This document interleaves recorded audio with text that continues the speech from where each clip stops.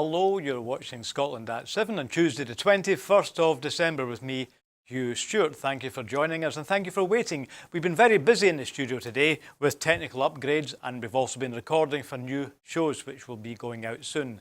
So sorry we're with you late. So I'm going to do a quick read through the news tonight. We don't have any guests on. And let me begin today again as usual with the coronavirus update from the Scottish Government. As of 2 p.m. today, a total of 3,860,298, that's 3,860,298 people in Scotland have been tested through the NHS Scotland labs or the UK Government regional testing centres since the start of the pandemic. Of these, 3,048,371 have been confirmed negative and 811,927 have tested positive. There are 5,242 new cases of COVID-19 confirmed by a test, although not everyone with the virus will display symptoms, and not all those with symptoms will be tested. There are 9 new reported deaths of people who have tested positive. The number of patients in Scotland who have died from complications caused by coronavirus now stands at 9,790. This number only includes those who have died having received a positive test for the virus in the previous 28 days. Of the people who have tested positive, 515 were in hospital last night, 37 of whom were in intensive care. As of 8 a.m. today, 4,373,917 people had received their first dose of COVID-19 vaccination, and 3,997,192 had received a second dose, and 2,630,615 have received a third dose or booster. The latest UK figures show 147,433 patients who tested positive for COVID-19 have sadly died from their illness. That's an increase of 172 since yesterday. This number referring to deaths in all settings and not just in hospitals. In the Scottish Parliament today, the First Minister announced additional steps taken to slow the spread of the new Omicron variant of COVID. Due to the urgent threat caused by the Omicron's much higher transmissibility than other variants, additional targeted measures to minimise contacts will come into force for at least 3 weeks to allow immunity from the accelerated booster programme to take effect. All measures will be reviewed 3 weeks on Tuesday the 11th of January, at which point protection from booster vaccinations from the 31st of December should be at 80% of over 18s. From 5 a.m. on the 27th of December, to minimise the risk of widespread transmission, there will be a requirement of 1 metre distancing between adults in all indoor hospitality or leisure settings, and those include pubs, bars, restaurants and cafes or other settings where food and drink is served, and settings including gyms, theatres, cinemas, bingo halls, snooker halls or bowling alleys, also museums, galleries and other visitor attractions. Table service will be required in settings where alcohol is served for consumption on the premises. Physical distancing will not be required in places of worship or on public transport. However, existing mitigations for these settings will continue to apply. In addition, from 5 a.m. on the 26th of December, to help ease pressure on emergency services and reduce the risk of transmission in large crowds, attendance at large events will be limited to 100 people for indoor standing events and up to 200 people for indoor seated events, and up to 500 people for all outdoor events, whether seated or standing. Organisers of large professional sporting fixtures will have discretion over whether to admit spectators up to that limit of 500. Guidance will be updated to advise against indoor activities where physical distancing cannot be maintained, including non-professional adult contact sports. That's from the 26th of December. A package totalling £375 million, including £175 million of additional funding from the Treasury, will be made available to support sectors affected by the latest protective measures to combat Omicron. An update will be provided on the breakdown and allocation of funding as soon as possible. Ministers will consider how COVID certification could be expanded to cover a wider range of indoor settings to support them remaining open once the booster programme is complete. First Minister Nicola Sturgeon said, "The rate of vaccination acceleration in an age cohort with to date the lowest levels, relatively speaking, of booster protection underlines the vital importance of everyone getting booster jags as quickly as possible. However, as the booster rollout is completed, and bearing in mind that it takes around a week for immune protection to take effect in individuals, we must also act to slow down the spread of cases. This is not a choice between protecting health or protecting the economy. If we don't stem the virus, both health and the economy will suffer." The First Minister went on to say, "I totally understand the temptation to delay, to hope that after 2 years of this, that further steps might not be necessary. But we are already seeing a significant impact from staff absences across the economy and public services. We must do what we can to stem this. We know from experience that if we wait until the data tells us conclusively that we have a problem, for example with hospital admissions, it will already be too late to avoid that problem. Booster jags are our best line of defence against Omicron, as they are what will get us through and out of this difficult phase, I believe," said the First Minister. Last week, she said that the target was to have 80% of the eligible population vaccinated with boosters by the time the bells strike on Hogmanay. The First Minister confirmed today that she is now confident that we have the capacity to reach that 80% target, but to reach it or get close to it as possible, we need everyone eligible to come forward. The First Minister went on to say, "Getting fully vaccinated is the best thing that any of us can do to protect ourselves, our loved ones and the country. So please get boosted before the bells." And finally, the First Minister said today, "Our advice is to stay at home as much as possible. But if you are meeting other people, test yourself before you go every time and test as close to going as possible.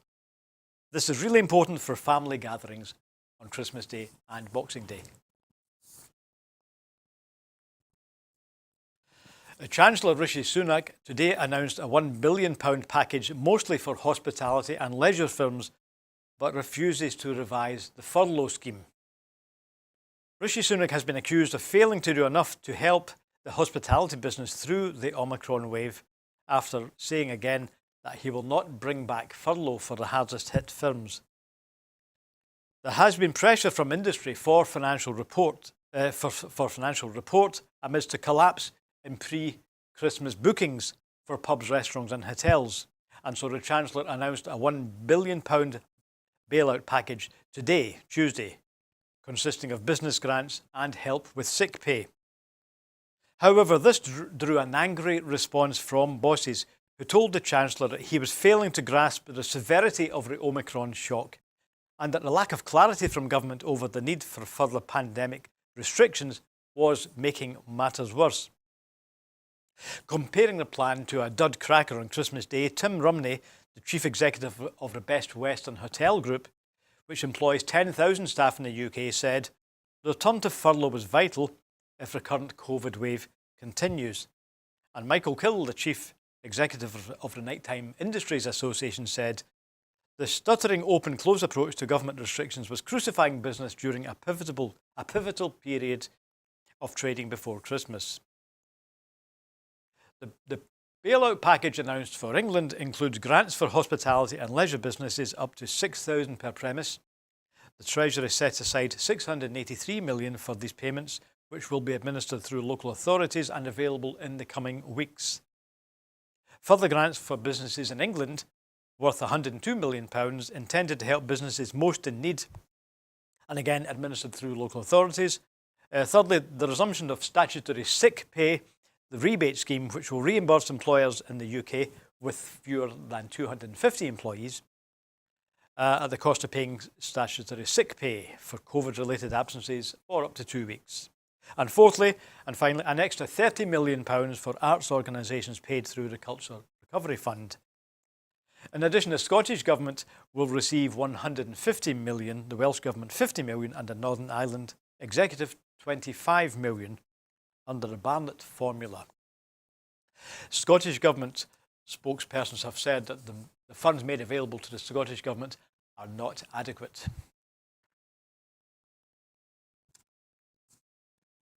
Today also, Health Secretary Humza Yousaf has praised the booster vaccine programme and called on anyone not yet vaccinated against COVID-19 to get the booster before the Hogmanay bells. He said this on a visit to a mobile vaccination unit in Edinburgh today.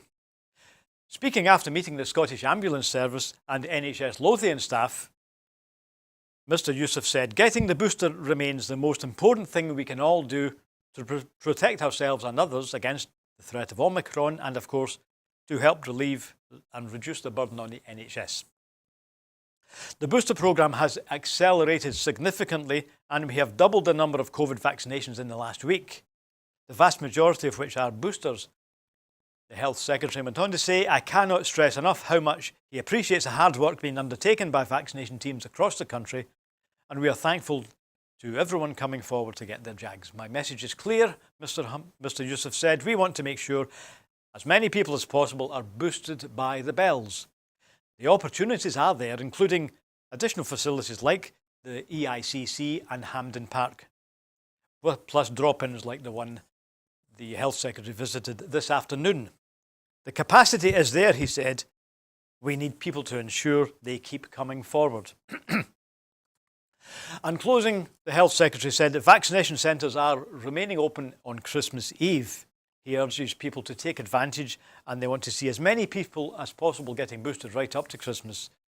And if you can't make it before the 25th, says the Health Secretary, there are lots of appointments available to book on the portal from the 27th of December onwards, plus there will be drop-in centres.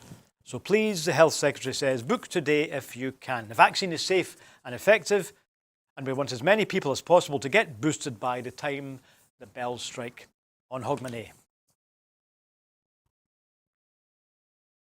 The SNP has today demanded that Lord Frost give up his £300 a day seat in the House of Lords now that he has resigned as Brexit Minister. Commenting, the SNP's Constitution spokesman Tommy Shepherd MP said, "It's no secret that Lord Frost was given a peerage so Boris Johnson could make him a Brexit Minister and a member of his cabinet.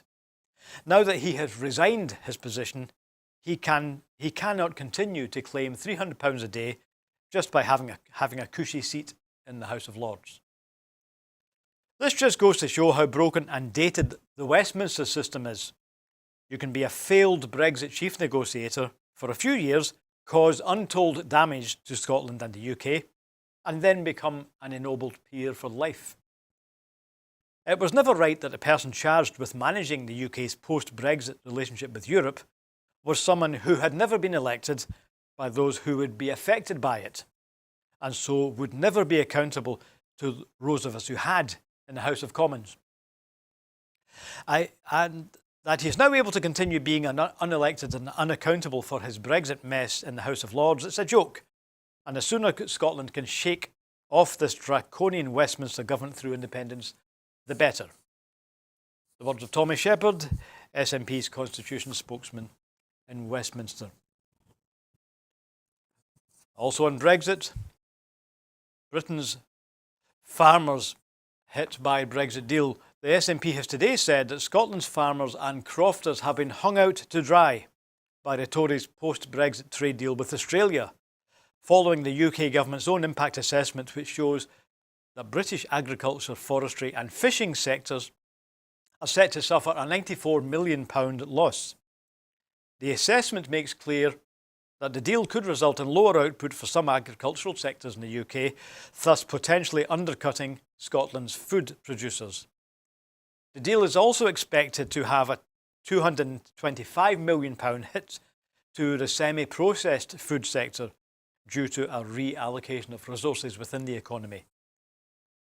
This follows a previous UK government impact assessment which confirmed that no protection would be offered to maintain the high animal welfare and environmental standards which the UK currently follows, despite repeated warnings from the Scottish Government. Commenting, the SNP's Shadow International Trade Secretary Anam Kaiser said, "Brexit has been an unmitigated disaster for Scotland's economy, its businesses and its people. Across these islands, people are feeling the devastating effect of a pandemic, of Brexit and a cost of living crisis all at once, none more so than Scotland's farmers and crofters." Beyond all fancy rhetoric about how Brexit will benefit the people of Scotland, the UK government's own assessment makes it clear that this trade deal with Australia will cost the agriculture, forestry and fishing sectors massive sums of money. And yet again, they've been left hung out to dry by a cruel, outdated, incompetent Westminster system. Scotland is not safe under Westminster control. Only with independence can Scotland avoid the long-term damage to Boris Johnson's botched Brexit deal and rejoin the EU. The words of Anam Kaiser, Member of Parliament for the SNP. The appeals court today in London has ruled in favour of 4 men who were prosecuted when they rescued people in the English Channel. The convictions of 4 asylum seekers who were driving small boats across the Channel have been found unsafe in the London Court of Appeal in a ruling which identified systematic failures in these prosecutions. All 4 men were convicted after being filmed driving dinghies which brought asylum seekers across the English Channel. 3 judges in this case have said these convictions must be quashed in due course. The judges said in order to secure convictions in cases of this kind, it's necessary for the prosecution to prove that the person accused of driving the boat knew or had reasonable cause to believe that this act was assisting entry or attempting entry into the United Kingdom without leave. The men were all appealing against convictions which they received at the Canterbury Crown Court for assisting unlawful immigration by piloting small boats across the Channel. This judgment states that individual investigations or prosecutions were launched without careful analysis of the law and appropriate guidance to those conducting interviews, taking charging decisions or presenting cases to court.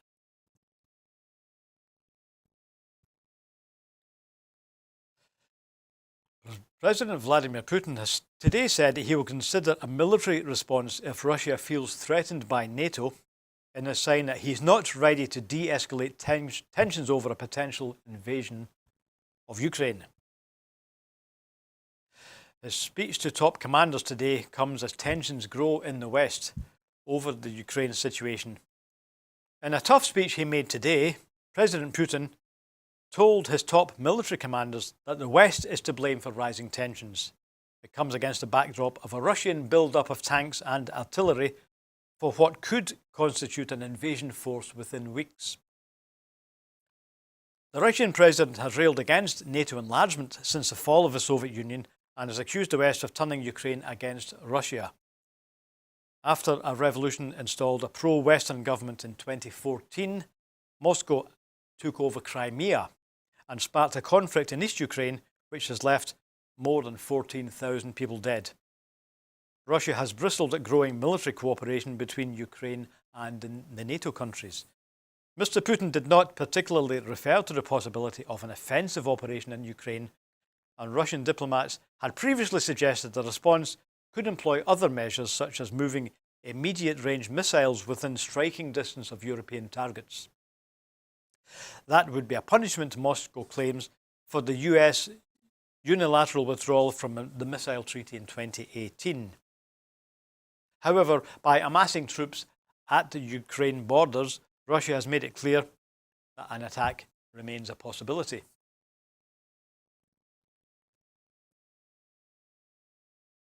The Scottish Green Party today praised the impact they're having on the Parliament's Climate Change Committee. The cooperation deal that the Greens in government has shown a change in priorities for Scotland, which is already having an important impact, said the chief executive of the committee, of climate change. Giving evidence to MSPs on the Scottish Parliament's Net Zero Energy and Transport Committee, Chris Stark said the ministerial briefs given to Patrick Harvey and Lorna Slater are a reflection of the change in priorities for government. He said, "It's really good that these ministerial portfolios are in place, and it's very clear from my perspective that it's already having an important impact. It's probably most obvious in the housing space and the transport space. We've got these big packages of spending now to decarbonise buildings in Scotland, and big packages of spending and priority being given to things like active travel." Mr. Stark went on to say that the focus on the just transition was commendable, claiming Scotland was now leading on this agenda, but added that more needs to be done to tackle emissions from aviation, industry and agriculture. Commenting, Scottish Green climate spokesman Mark Ruskell said, "The recognition that having Greens in government has already had an impact is most welcome, but Chris Stark is right that we need to turn funding and priorities into action." The importance of a just transition cannot be understated, and the Climate Change Committee is clear that Scotland is doing more in this space than other parts of the UK. Instead of scaring communities about this, the Scottish Conservatives should put pressure on the UK government to follow Scotland's lead and invest in alternatives to oil and gas. And finally, the Christmas getaway. Drivers are being reminded to make sure their vehicles are winter ready as preparations are carried out to keep Scotland moving during the festive season. Winter treatment plans are already well underway across trunk road networks. Salt barns are well stocked with more than 230 gritters ready for deployment from over 40 depots across the country. The trunk road network will be monitored by Traffic Scotland and the National Traffic Control Centre at South Queensferry, along with key partner agencies, Police Scotland and the Met Office. Minister for Transport Graham Day said, "We've already had a first real taste of winter storms at Arwen and Barra, which were a stark reminder of the importance of being prepared for the type of conditions you can face at this time of year. We expect the network to be a bit busier over the festive period, so our winter teams are ready and prepared for when the weather takes a turn for the worse. Seasonal treatment plans have been in place for several weeks now, with patrols and road treatments being carried out where necessary. However, Mr. Day said it's also important that travellers continue to play their parts. If you're driving, make sure your vehicle is prepared, plan your journey before you set off, and follow any Police Scotland travel advice which may be in place." This advice rings true for other modes of transport as well. If you're travelling by rail, ferry or air, make sure you stay in contact with your operator to see how your service might be affected. Due to the changing position with the COVID pandemic, it's vitally important that people stay up to date and follow the latest advice on safe travel. When using public transport, people should be prepared in advance and bring a face covering to wear on services or platforms and in stations. Planning your journey will help make sure you reach your destination in good time, which is especially important for people travelling for festive celebrations. Chief Superintendent Louise Blakelock at Police Scotland said, "This winter period has the potential to cause some disruption, and weather conditions can often change quickly. So it is important to ensure that you and your vehicle are fit for the road. Before setting off on your journey, ensure your vehicle is in good condition. Check the weather forecast so you can plan ahead and allow extra time if needed." The Chief Superintendent advised that Transport Scotland, the Met Office and SEPA websites plus social media channels have valuable information about weather warnings, travel advice and disruptions on the roads. So please follow this travel advice, she says, and keep yourself and others safe. And finally, the Chief Superintendent Blakelock said, "During this festive season, we are urging drivers not to take, drink or drugs, and plan your journeys so you're not tempted to get behind the wheel. Also think about the impact alcohol can have on the morning after, and keep everyone safe on the roads." And finally, Deputy Chief Meteorologist at the Met Office, that's Claire Hockey, said, "After a relatively benign start to this week, The forecast turns more unsettled and finely balanced as we approach Christmas. With colder air meeting milder air over the UK, the specific details of the forecast for Christmas Day are still a little uncertain. Milder air moves northeast over much of the country by the Middle East, with spells of rain, which will turn to snow over higher ground in north of Scotland initially. It's hard to pin down at the moment exactly where the boundary between the mild and the cold air will be, and the key as to where we can expect any snow over Christmas is hard to pin down at the moment. So keep up to date with the forecast for the latest information as we move through the week. And that's just about it for tonight for a short programme. So I'm sorry we started late, but at least I think we finished a bit early anyway. So I'll be back tomorrow with the latest news. So thank you for waiting. Thanks again for watching Broadcasting Scotland and our evening news programme. And especially I'd like to thank again those of you who are our regular viewers and regular subscribers to Broadcasting Scotland. It really is great to have you on board. As I said earlier, we've been making some technical upgrades today and spending a lot of time on that, so that's why we began a bit late. And we do hope to be able to extend our services into the new year, and we can do that with your help. So please, if you're not subscribing, have a look at the website, and please consider making a £5 a month subscription, and you'll be part of the team that keeps Broadcasting Scotland going. So thanks a lot for watching, and I'll see you again tomorrow. Bye for now. What distinguishes Broadcasting Scotland from a website or blog, apart from our brilliant programmes? Hi there, I'm Gordon Ross. Are the costs we face to enable us to produce those programmes. These costs are significant and ongoing. However, our facilities are able to do so much more if only we had the staff. In the last year, some of our supporters have cancelled their subscriptions. In one way, we would prefer it if it was because they didn't like us, rather than it being because of the financial pressures which we are all under because of COVID. The really positive outcome of our fundraiser is that at a time of economic challenge in Scotland, we will use your donations to create jobs and in a small way contribute to improving the Scottish economy. If you want us to be Scotland's independent broadcaster, able to provide an alternative mainstream television platform, then please support us. Scotland is going to be an independent country. Just imagine what we could do if we had even 1% of the BBC Scotland channel's budget. Imagine. And then please consider turning your imagination into reality. Please support us if you can afford it.